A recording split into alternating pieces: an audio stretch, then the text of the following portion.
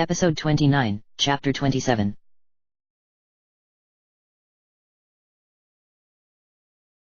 Chapter 27. You told her? Snap, Link, you weren't supposed to tell anyone. Especially not my sister. Link stood silent as he endured the dressing down by the old woman in the 6-year-old body. He had traveled with Simon back to Hoteno village, utilizing the teleportation rune's new capabilities. Pura had, apparently, gotten the rune to work on her own Sheikah slate. Beside him, Impa only laughed again, though Link could see tears in her eyes.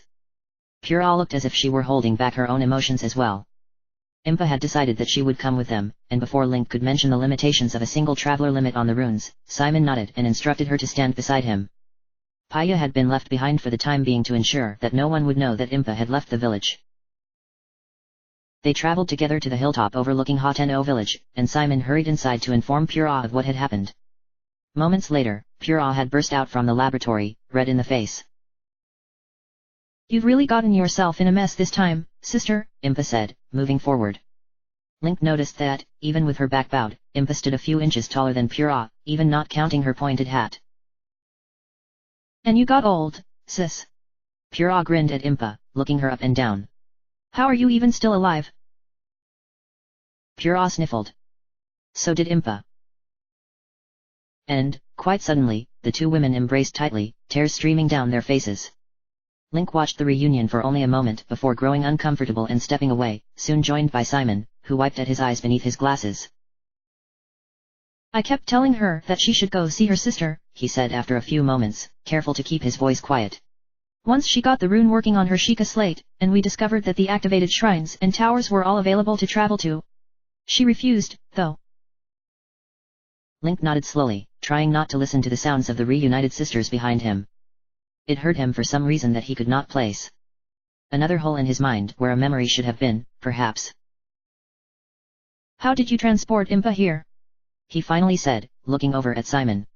Pura told me that it would only work for one person. Well, that was part of the reason that Pura asked me to go to Kakariko village.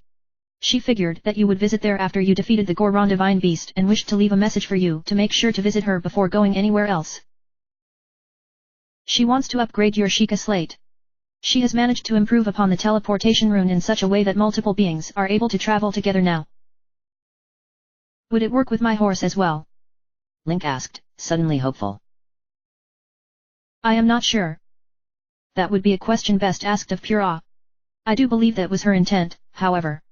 She has been working on that modification since you first arrived here. Link glanced back at the two sisters, who were still standing close to each other, speaking in soft tones. He wondered how long it had been since they last saw each other. Surely, they had seen each other in the last century. Kakariko and Hoteno were not so far from each other. A 3-day trip on horseback. Likely only 4 or 5 on a cart. From their reaction, though, it seemed to Link that it had been a truly long time, indeed. He asked Simon, who shook his head sadly. I do not know. To the best of my knowledge, they have not actually seen each other since I began working with Pura. What has it been now? 16 years. Perhaps 17. She tends to avoid speaking of such matters. All to ensure one of them would be safe and able to help me. He hated thinking about the sacrifices that everyone had been forced to make. Of course, he also knew that Impa would likely slap him again if he started dwelling on such things. In time, Pura and Impa parted, both wiping their eyes. When Pura finally spoke, her voice sounded hoarse. Well, come on. I've got some work to do, and I don't have all day.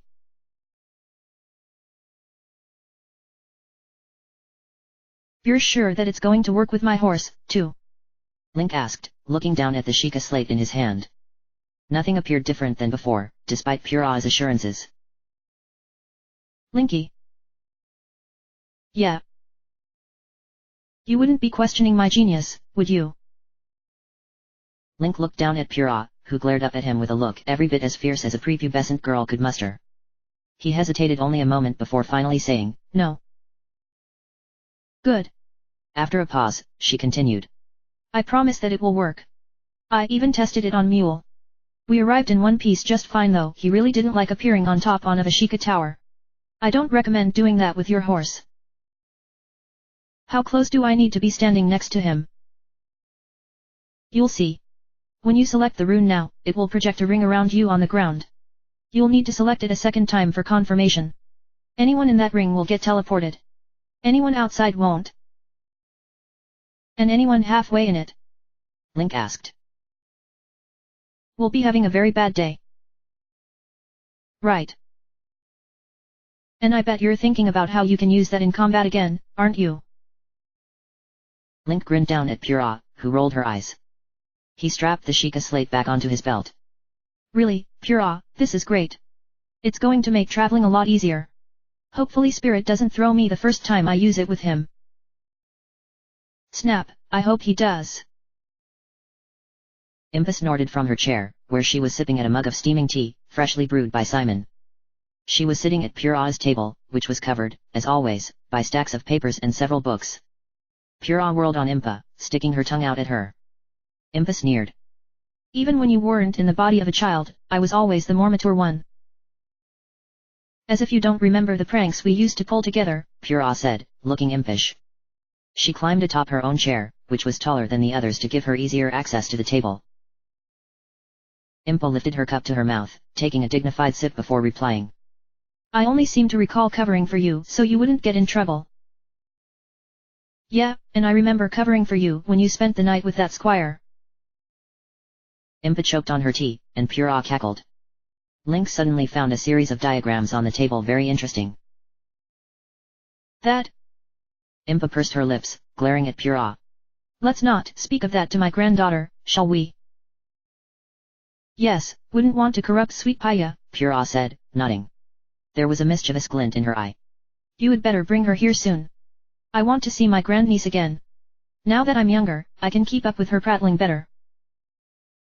Their bickering continued for a time, but Link found that he enjoyed listening to it. Somehow, this felt like an accomplishment to him. Things had progressed far enough now in his journey that the sisters felt comfortable enough to abandon their self-imposed exile. Perhaps it was time to bring all three of the old Sheikah back together. He made his way around to the opposing side of the table, sitting in a chair himself. Did you get Robbie's letter? He finally asked, interrupting what sounded like it could have been a fight waiting to happen. Letter? No. Pura asked, looking over at Link. I visited him in the Akala Highlands before heading to Death Mountain. He got your letter about me. He sent one back. No, it never arrived. Pura shook her head. Then her eyes widened, and she looked at Link, horrified. You didn't? I didn't what? You did. Pura slapped her hands to her cheeks, pulling them down in dramatic fashion. You told him all about my de-aging rune, didn't you? Oh, well. Link gave Pura a sheepish grin. Yes. Pura picked up a pencil from the table and threw it at him. It spun past his head. It's a good thing that you don't remember anything from 100 years ago. You clearly don't know how to keep a secret. That is a good point, Impa said. What of your memories, Link? You seem different now. I assume that more have begun to return. Only a few actual memories. But I keep. He didn't know how to put it into words. What did one call the uncertain knowledge of having been someplace before without the actual memory of having done so? It was like déjà vu, yet different all the same. Visiting Zora's domain in Goron City helped. And the photographs. Link touched the Sheikah slate at his waist, his mind traveling back to the memory from the spring of power. He kept his expression as still as he could manage. They're helping too, I think. Good. I'm pleased to see that your memories are beginning to come back to you. The princess will be as well. Silence fell between them for a moment before Pura grinned, slapping her palm down on the table. This is going to work, isn't it? She looked between Impa and Link. I mean, Linky has already taken out 2 of the divine beasts. Yes, Impa said, setting her tea down on the table and leaning forward to look at Link. She steepled her fingers. Which brings up an important question. Link, what of the Master Sword's location? Any memory that might shine a light on where the princess may have hidden it? No. Link exhaled, looking down at his palms. I don't have anything that might suggest where it is. He would need it soon. Too soon, perhaps. Impa pursed her lips, looking thoughtful. I had hoped that it would have revealed itself to you. But I am sure that she is right. The princess was adamant that it will be revealed at the right time. Link remained silent for a time, struggling to truly comprehend those words. Just like when she had spoken of it before, it felt naive. I hope you're right, Impa, he finally said. Because I don't want to have to test whether or not Robbie's sword is going to be able to cut it against Ganon. Pura snorted, bursting into a fit of giggles. Did you mean to say that? Link looked at her, nonplussed. What? Cut it. Oh, by the heavens above. Impa said, sighing. Link opened his mouth but then shut it. His lips turned up, forming a small smile. You have a pretty sharp ear to be able to catch that. Pura's eyes widened, a grin forming on her lips. Linky, I think I'm beginning to like you. You never struck me as a punny guy before. Oh, he was, Impa said, groaning. And they were always terrible. He just only told them to the princess, because she was the only one who would laugh at them. And Mipha. I told them to Mipha, too. And Daruk. Daruk could never understand them, and Mipha always seemed shocked when I would blurt one out. Link thought, a lump forming in his throat. Brief memories flashed through his mind. Daruk, scratching his head. Mipha's eyes widening, lips forming a surprised O. Zelda. Princess Zelda snorting, trying to hide a smile behind her Sheikah slate. Because of his memories returning? Because, if not, then that might suggest that personalities really are more to do with nature, rather than environment. Perhaps, personality and memories are not nearly as closely tied as one might expect. Link noticed that Pura was scribbling some notes onto a piece of paper on the desk, speaking aloud as she did so. Link cleared his throat, trying to clear the flashes of memory from his mind. Maybe the three of you should reunite. I what? Pura looked up, squinting at Link. Impa was looking at him as well, eyebrows raised. That's what Robbie's letter said. He wants to meet with the both of you, and I think you should, too. Link asked. Impa nodded. I know you've stayed apart all this time to help me, but... He looked away, fixing his eyes on a point on the wall. As I regain more memories, I wish I had more time to spend with the friends that I lost. Oh, now he's spouting off wisdom. That's definitely new. Pura went back to scribbling notes on her paper. Impa ignored Pura, still looking at Link. I think that you are likely correct. We need to begin planning. It seems to me that in another couple months' time, we may be facing the prospect of rebuilding a kingdom. 2 months? Pura said, looking up. Snap. That doesn't give you much time, Impa. Impa leveled another of her hawkish stares at her sister. Pura sneered at Impa, but then shrugged. I guess we should, hey? Since Linky here already spilled the beans on my secret. She shot him a glare. Not really any point in hiding anymore, either. Impa tapped the side of her teacup with her index finger. We cannot have the meeting in Kakariko village, however. If we do house a Yiga spy, then it would not do to have them notice our gathering. Pura shrugged. We can do it here. I'm way up on a hill, we'd be able to see someone coming for miles. Loose Lips over here activated a shrine near the old lighthouse, according to my map. I can send Simon to fetch him whenever we want to meet up. Next week. Impa nodded, finishing the rest of her tea. Next week. She eased off her seat. I need to get back to Kakariko village before anyone notices my absence. I suppose that I will be forced to walk down from the hill, won't I? She scowled. That's inconvenient. It will be impossible for me to hide that I left the village. It is for now, Pura said, an excited light in her eyes. I'm working on another invention that will let us create new teleportation points. I'm calling it the travel medallion.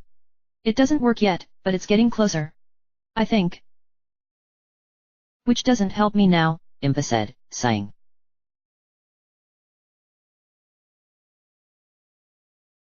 Link reappeared an hour later upon the Sheikah shrine inside Hateno village, feeling disoriented as the village appeared before him. I don't think I've ever traveled so much by Sheikah slate in one day, have I? Maybe it was beginning to take its toll on him. Or maybe he was just exhausted. He had been in Goron City just earlier that morning. He stepped down from the steep incline, his equipment feeling heavy on his back and shoulders. He could make out his house from here, sitting just across the ravine. He began to make his way towards the bridge. Link. He stiffened at the voice. He hadn't heard it in quite some time now. Turning, he spotted Telma standing near a couple of other women that seemed to have gathered near one of the wells in town, right next to the general store. She looked at him with wide eyes, clearly having not expected to see him slinking out from behind the silo. The tall, red-haired woman suddenly grinned, hurrying around the surprised women, wrapping Link in a tight embrace. Link, boy, it's so good to see you. She pulled back, holding him at arm's reach. Look at you. You look like you've been to hell and back since I last saw you. Not hell. Just Death Mountain. Link said, lips twisting into a wry smile. Telma laughed, the sound of her voice echoing off the stone buildings around them. You're going to have to tell me about that one. I've been hearing all sorts of tales about you, and if half of them are true, then I'm impressed. Link gave an embarrassed smile, but Telma patted his shoulder. Where are you going? Are you staying in the inn? I hadn't seen you. No, I actually, I have a house here. He pointed towards the house across the ravine. You have gotten around since we last spoke. Why don't you tell me about it? I'd love to hear it in your own words, rather than the exaggerations that are being passed around town. They're talking about me. Link grimaced. News traveled very fast, indeed. Well, with that Rito Bard at the inn, you're bound to be the talk of the town.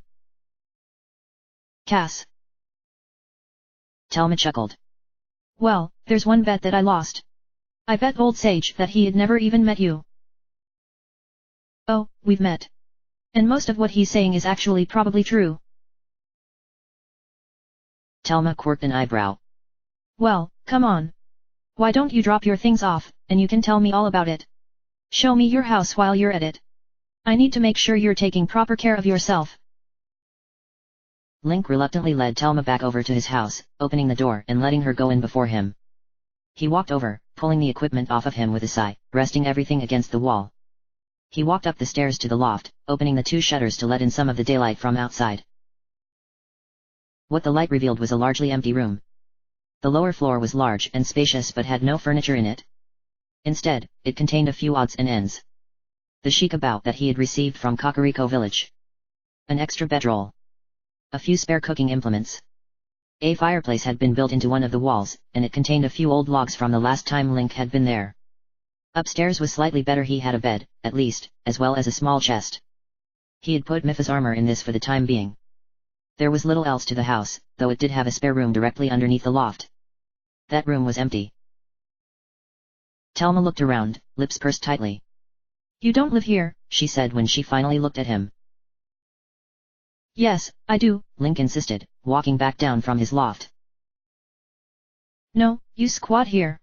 There's a difference. He shrugged. I haven't really spent a lot of time here, I just... He looked around the small home. Why couldn't he remember anything from this house? Had he not grown up here? Or at least spent some time living in these very walls? I needed a place that I could come back to. Keep extra gear.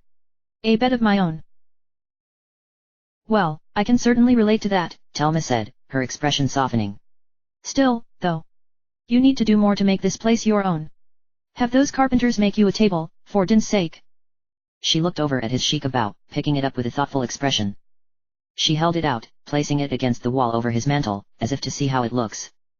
It's a very nice house. An old one, though. Why not choose one of the newer places? Those come furnished. Well, it was definitely cheaper, for one, Link said, smiling at the memory. He hadn't known what to make of Bolson. And the house, Hey. He rubbed the back of his neck, feeling his throat suddenly constrict. It belonged to my family once. Before everything happened. Oh, Link. Telma set the bow down and walked over, wrapping her arms around him tightly. He stood there, allowing her to hug him, trying to control his breathing. Is this what a mother's embrace might feel like? He had surely experienced it before, hadn't he? The gaping holes in his memory suddenly seemed all the more real to him. He pressed his eyes tightly closed. His emotions warred within him, and he fought to keep them down. He was the hero, after all. He had to be strong, courageous, infallible. Thelma embraced him for a time before, finally, pulling away. She gave him a sad smile. It's a lovely home. I can see why you would want it. Link forced himself to nod, but still did not trust himself to speak. Thelma patted his shoulder and then turned, inspecting the bare walls. She turned and walked up the stairs, looking at the loft. Link walked over to his discarded equipment, bending down and beginning to rummage through his small pack. He wasn't really looking for anything in particular, he really just wanted to give his hands something to do. Now, this is nice. What a great view. Thelma's words floated down from the loft. You can see for miles from here. Her head peeked over the banister. Why don't you come up here for a moment? Link stood from his pack, walking up the stairs. Thelma stood by the window that faced west. She motioned for him to approach, which he did. See the smoke column? He frowned and looked out the window. It took him several seconds, but he eventually saw the distant haze that she was indicating.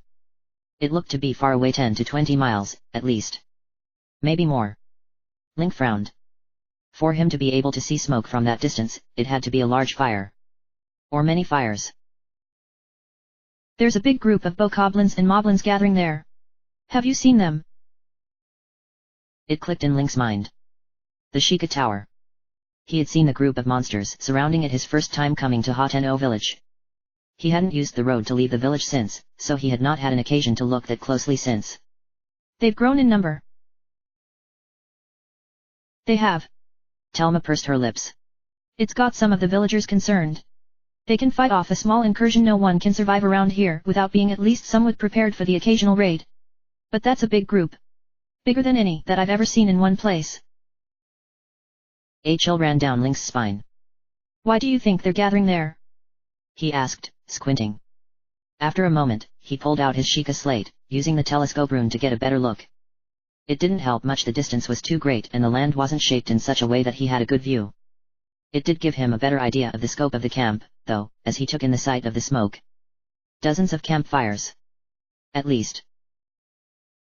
I don't know. They usually stick with small groups. Maybe they're trying to form some kind of settlement.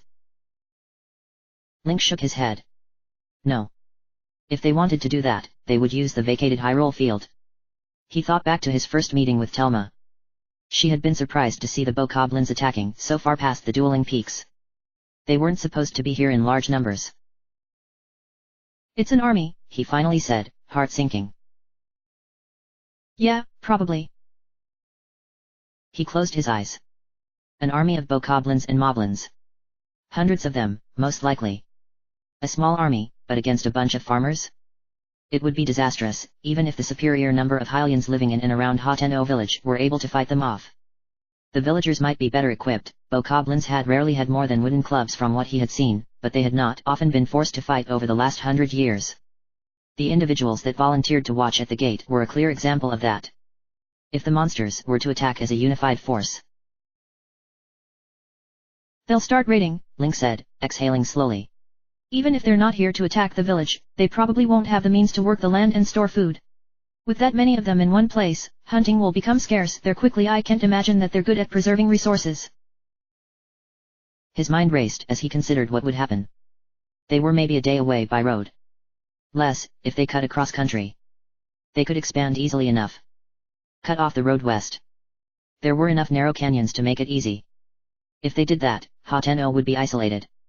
The village didn't rely on trade, though, to survive. They grew their own food, and there were plenty of fields and forests around for hunting. They even had direct access to the sea, so fishing was also a possibility. The problem would be when autumn and winter came. That's when the bokoblins would start growing hungry. They would either start attacking each other, or they would start attacking the village. Raiding the food stores. Killing. It made Link sick. The village need to prepare. They are. Link looked at Thelma. They've been watching them closely. The blacksmith has been hammering out some weapons. It's slow going, though he's their only blacksmith. The other one died a few months ago. He's got some apprentices. I think that their woodsmen have started clearing some of the surrounding forests, too. There has been talk about building a wall. Good. That would help. A wall with raised platforms for archers would level the field. Still, though, the sheer size of the smoke column worried Link. The wall could protect those who lived in the village, but what of the outlying communities? The farmers that lived to the northwest? They would be especially vulnerable, as that was even closer to the tower. And if the farms were lost, then, well, food scarcity could quickly become an issue. Link felt worry bubbling up in the pit of his stomach. Could he stop this somehow? Could he deal with an army of bokoblins? He was skilled in a fight, yes, but that was beyond any efforts of just one man. Maybe I can talk to the Zora and the Gorons. And the Sheikah. They can lend help. Of course, they were each recovering from their own respective disasters. But surely, they could provide some kind of assistance. Good idea. Telma squeezed his shoulder, pulling back from the window. Come on. I didn't mean to get you worked up about this, too. You've got enough on your plate as it is. Why don't you tell me what you've been up to?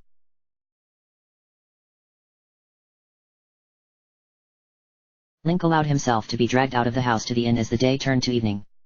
As he and Telma made their way through the town, they drew stares from the normal villagers. It made sense.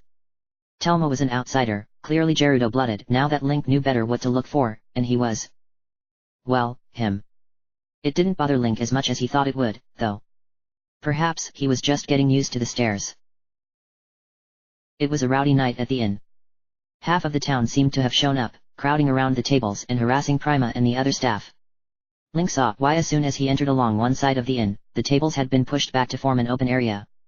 Cass stood in the center of this clear spot, the instrument that he referred to as a concertina held in his feathered hands. Link. A sudden female voice from the crowd.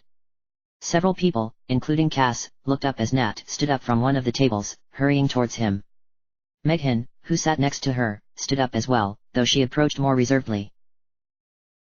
Popular with the ladies, it seems, Telma intoned beside him, nudging him with her elbow. Link felt his cheeks grow warm as Nat reached him, wrapping her arms around him in a quick embrace. Meghan approached after Nat released him, and Link gave her a quick hug as well. The next several minutes were an awkward bunch as some people broke into a cheer, apparently inspired by Cass' stories of his victory at Zora's domain. Others murmured amongst themselves, shooting him wide-eyed glances. If it weren't for the two sisters and Telma, he likely would have found a way to excuse himself. The sisters were excited to see him, however, and were happy to leave their table behind to go to an empty table off to one side of the room closer to where Cass still played. Telma excused herself for a time to go speak with Sage, the man who ran the dye shop. Eventually, the commotion died down and people stopped coming over to greet Link when Cass picked up playing another song, drawing the attention back to him. He didn't play a song about Link, gratefully.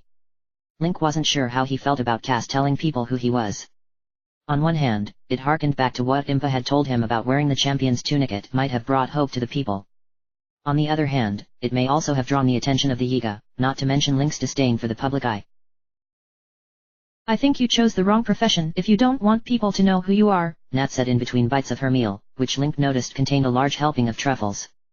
He hadn't spoken to them of the Yiga, instead commenting on the fact that it was getting difficult to go anywhere without people knowing who he was. I understand, though. Meghan sat next to Link, nursing an ale between her hands. She seemed to be shyer now that Link's true mission had been revealed. It must be uncomfortable to always be in the spotlight. I'm starting to get used to it, Link said, watching Cass as his sonorous voice rang out over the melody. Well, you would have to. People are going to find out when someone is going around, saving the world. Nat angled her fork towards Link. And that's pretty much what you're doing. Is it all true? Meghan asked. That you saved the Zora? And that you're trying to kill the Calamity?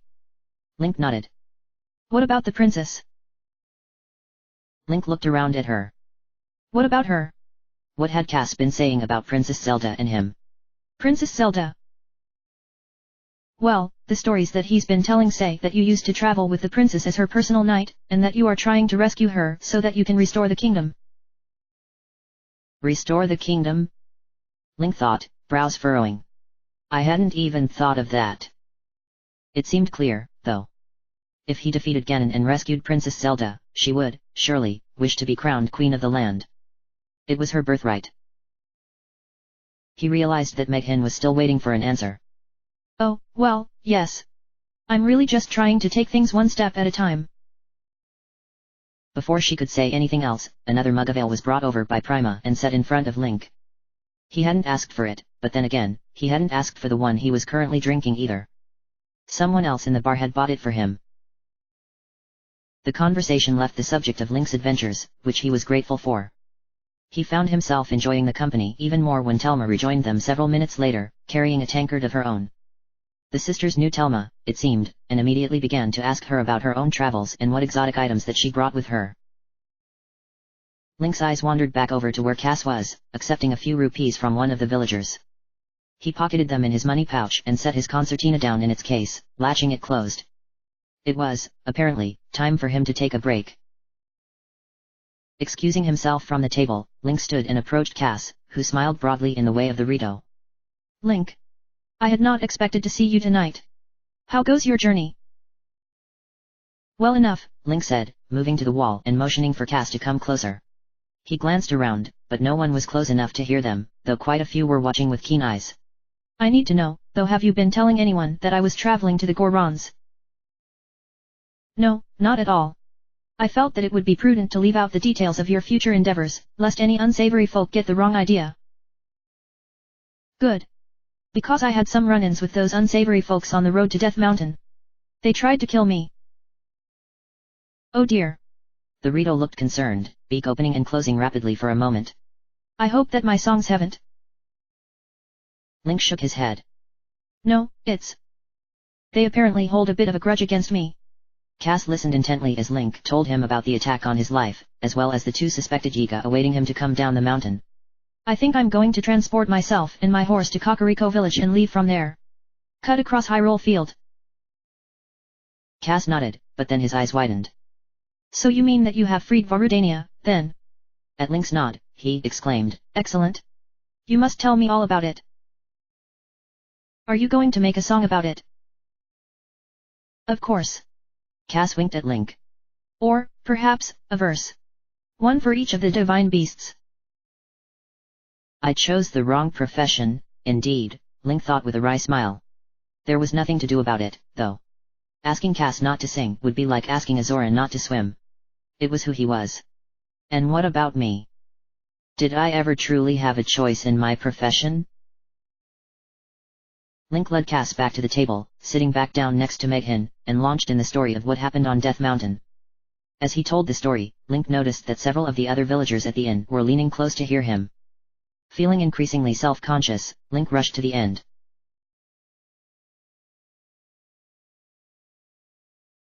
Later, Link sat on the grass outside of his house, sliding a whetstone along the length of his silver sword. Cass sat beside him, tuning his concertina and humming softly to himself.